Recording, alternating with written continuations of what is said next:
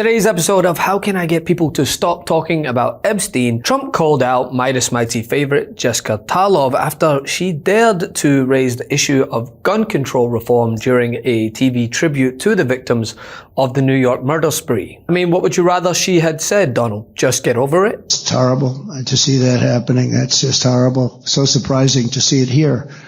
But we'll have to get over it. On Tuesday, co-host of Fox's panel show The Five discussed Monday's mass shooting in Manhattan that killed 4 people. After she expressed heartbreak for the victims, she discussed the details that, most Republicans like to avoid, how gun control could have potentially helped prevent such a tragedy. I mean, the suspect had been issued a concealed firearms permit by the Las Vegas Police Department and used an assault rifle in his rampage. But according to New York Police Commissioner Jessica Tarlov, he had a, quote, documented mental health history, to which Talov rightfully pointed out, how did he get a concealed carry license? To which many Democrats have echoed such questions across the board. I'm completely devastated and heartbroken by this. It's, where I grew up. I know people who know both of the female victims, Julia Hyman and Wesley LePatner, who seem like incredible people and members of their community. Julia Hyman, only 4 years out of college, just getting started.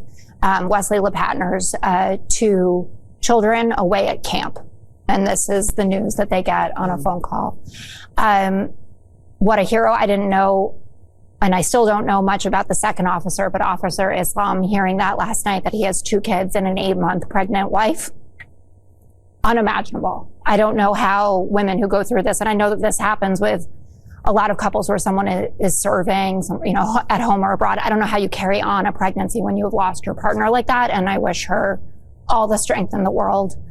Jessica Tisch continues to impress at an astounding level to me. I thought Mayor Adams was also good yesterday, but as we are on the precipice of another election, I can't help but say again, I wish that Jessica Tisch had felt that she was ready. Right now, maybe she runs again in the next election, but I feel that she embodies the grace and the professionalism and the efficiency that a Mayor Bloomberg did, and I would welcome that. On the gun control front, what Kathy Hochul is talking about is the fact that when we did have an assault weapons ban from 1994 to 2004, we saw a decrease in mass shootings in this country, 70% less likely to happen. And then when the ban sunsetted, it spiked back up. That's what she's talking about. And you say, this is a crazy person, this isn't the norm. Of course that's the case. But he had a documented mental health history. He had his prescription meds on him, apparently, according to the reporting. How did he get a concealed carry license, even in Nevada? How are these things happening? And I don't think that it hurts the conversation or takes us backward at all to consider how we might prevent one of these things from happening. You will never be able to stop all of the lunatics. But if you stopped this one, we'd have 4 people that were alive today. A life cut short by a senseless act of violence. And as New Yorkers across the 5 boroughs and Americans across the country mourn this mass shooting, we are reminded that no matter how strong our gun laws are in this state, we are only as safe as the weakest laws in this nation. And so in this moment, the onus is on all of us to follow the words of Alain's brother and to put forward a vision of stronger gun laws. And I echo the call from Governor Hochul for a nationwide ban on assault rifles, as it is horrifying to each and every one of us in this room and beyond that a man with such documented mental health struggles was able to purchase a weapon, leave alone a weapon of such devastating capability. And we know that the consequences of national inaction, though we feel them this week in Midtown, we know that they join a list of so many other places across this country. Be they Uvalde, be they El Paso, be they Sandy Hook, be they Charleston. As mayor, I will lead calls to ensure that we pass the legislation necessary beyond New York, such that every New Yorker can rest assured that we need not prepare for the next iteration of this horrific mass shooting. And we know that mass shootings are sadly all too familiar for New Yorkers themselves, as we experience them whether on our street corners or even on public transit. And though we have made strides towards making this city one that is free of that gun violence, we know that there is so much work to be done. Before then, she went on to cite the fact that Donald Trump's approval ratings have gone underwater. But rather than comment on the tragedy itself, it's clear that the president took issue with the latter. That's right, the sitting president, who should be dealing with skyrocketing inflation, tariff backlash, and the ever-growing questions surrounding his ties to Epstein, instead blasts out smoke and mirror messages like this. It almost feels like an unforced error. You know, if you think, inflation I've already taken care of, prices are way down for everything, groceries, everything.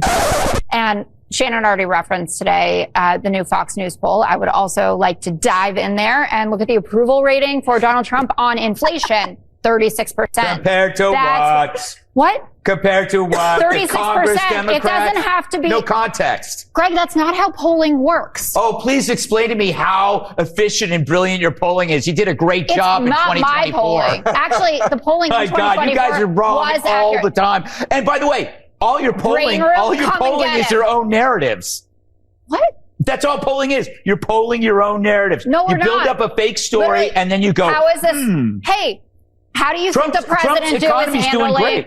According to you, who is a very wealthy Jessica, person that's not paying attention to This this. conversation, throw the wealth card I mean, at that's me. a compliment. He's so wealthy. He loves you when you say What neighborhood that. do you live in? Jessica, this conversation. And it's not the first time either. I mean, he personally attacked Jessica Tarlov last October and even just last month, which means she's striking a nerve for sure. And Greg mentioned a staggering level of corruption.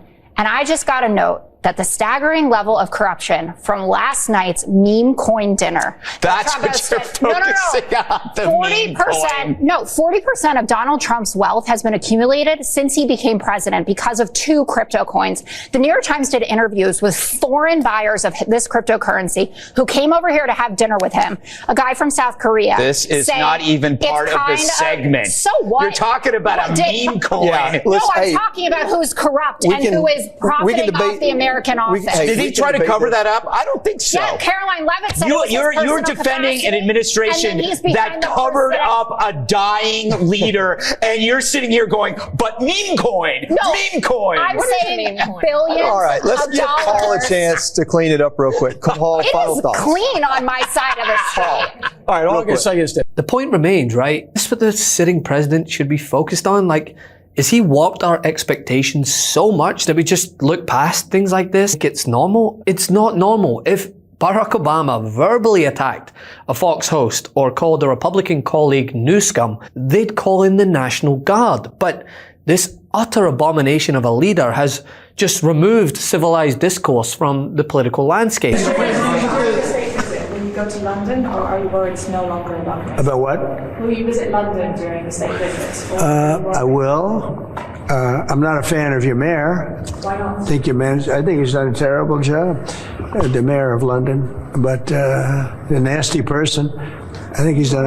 I think he's a friend of mine, right? No, I think he's done a terrible job. But I would certainly visit London. Yeah.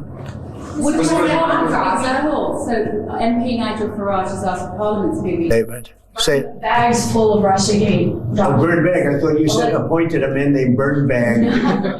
Go ahead. You got to speak up. Thousands of documents in these bags, supposedly burn bags at the FBI in the secret room. Well, I want everything to be shown. You know, as long as it's fair and reasonable, I think it will be shown and it should be shown. And I think he feels that way, and I think Pam feels that way.